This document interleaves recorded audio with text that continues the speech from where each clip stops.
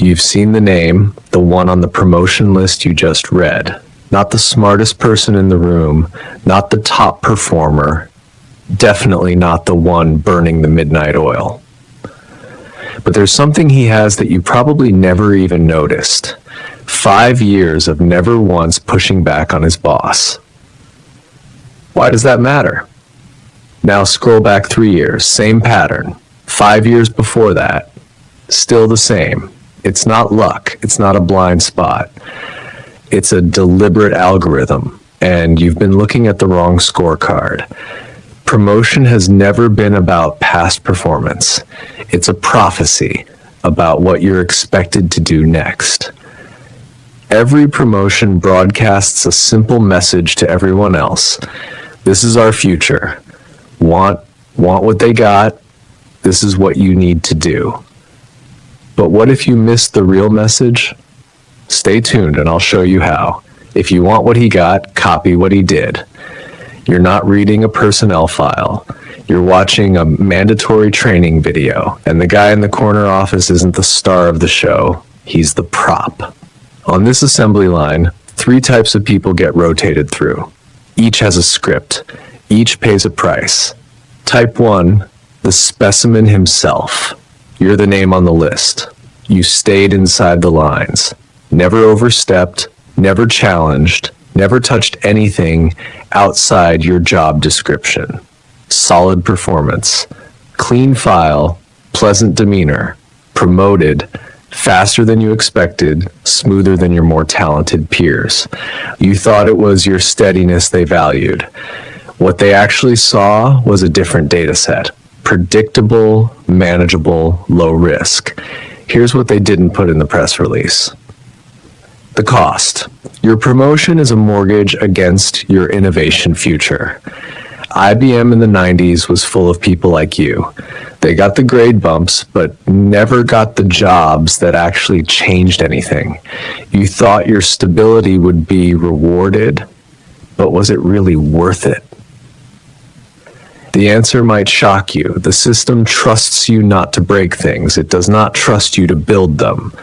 You're now permanently filed under safe asset. No one will send you the high-risk, high-reward assignment. Your promotion record just became your risk rating. And in the small hours you wonder, what if I'd taken one shot? You have no answer. You never took it. Type 2, the pursuer. You studied that announcement like a murder board.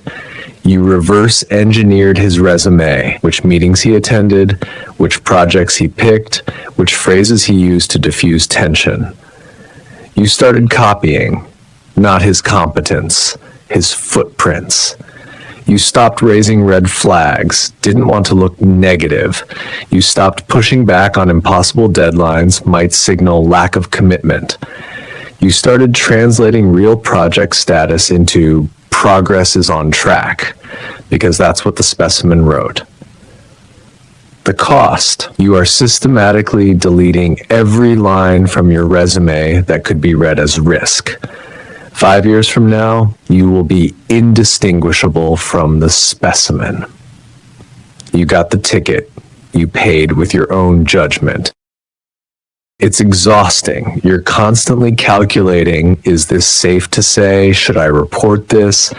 You're not creating value. You're managing your own visibility. And the real information you have about product flaws, customer complaints, process rot gets buried with your silence. But what happens when your silence comes back to haunt you? You'll see why the system actually depends on it. The system got its specimen. It also bought itself a collective blind spot. Type 3, the deviant. You refuse. You believe talent is the currency and results are the receipt. You speak the ugly truth in meetings. You won't sign off on bad metrics. You report facts, not scripts. You don't get promoted. Worse, you start noticing the silent removal. Key meetings don't include you. Collaboration lists quietly omit your name. You haven't been fired. You're just not there anymore. But what does that really mean? Does it mean you failed, or did you simply play by a different set of rules? Keep watching and I'll explain how your failure might actually be your greatest asset. The cost. Your file now has a ghost label, high competence, uncontrollable. Microsoft had one of you, saved a flagship release, got passed over.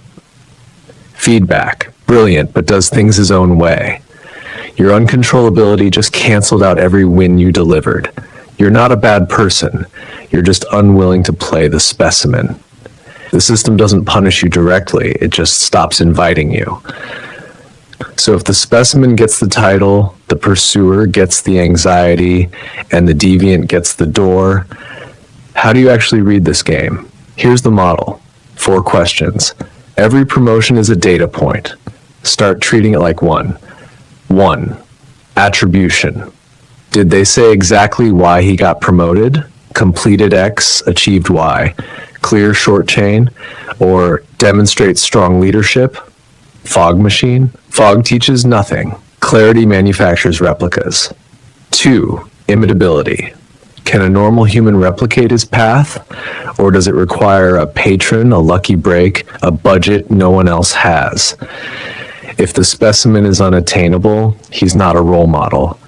He's a lottery winner.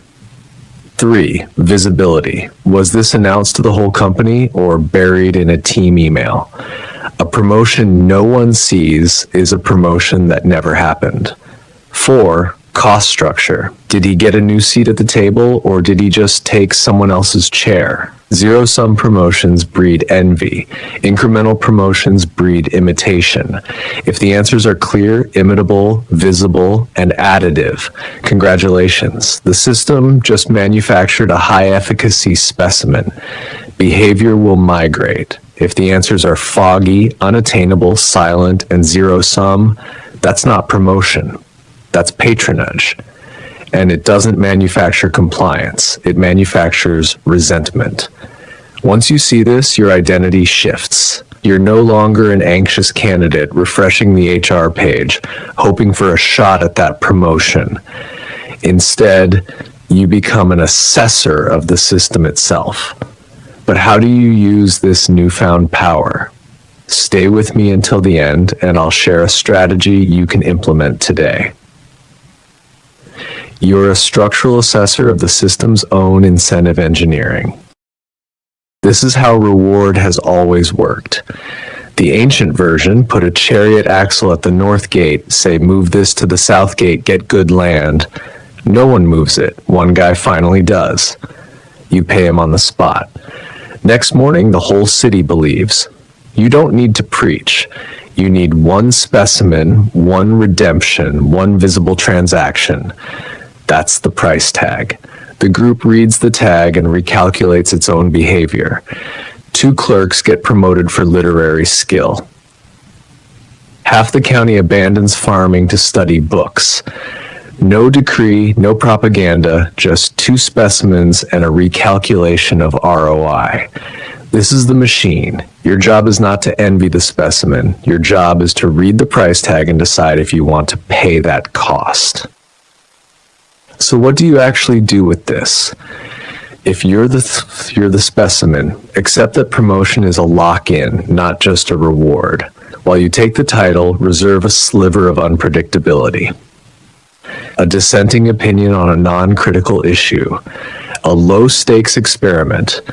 Not to rebel, to avoid being permanently frozen in the specimen display case.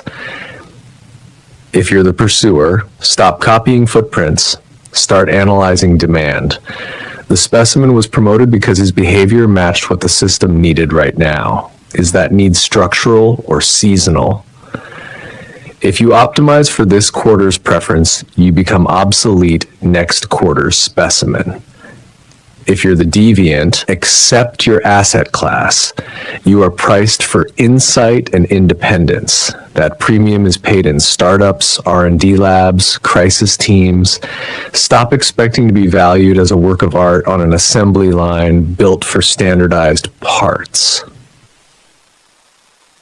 The system promotes people not because they are excellent. It promotes them because they are excellent raw material for a signal.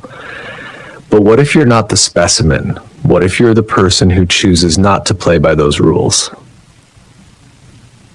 I want you to ask yourself, what does your promotion really mean to you? Drop your thoughts in the comments below. Let's talk about it. The signal tells everyone else, this behavior, this posture, this degree of compliance, this is what we pay for. The specimen gets the money and the title. He also gets removed from the list of people the system expects to change things. The pursuer gets the roadmap and the anxiety. He also gets his judgment voluntarily canceled. The deviant keeps his autonomy and his insight. He also keeps his marginal seat. This is not a bug. It is the transaction structure of organizational stability. Which leaves us with the question no promotion announcement ever answers. If promotion is the system's public ritual for rewarding compliance, what about the people who never make the list? The ones who don't get a ceremony, don't get a press release, don't get a thank you for your service. How does the system handle them? It handles them in silence. That's the other side of the machine. And we'll open that door next time. L3, why elimination is almost always quiet. Because manufacturing specimens requires light. Removing them requires a room with no windows.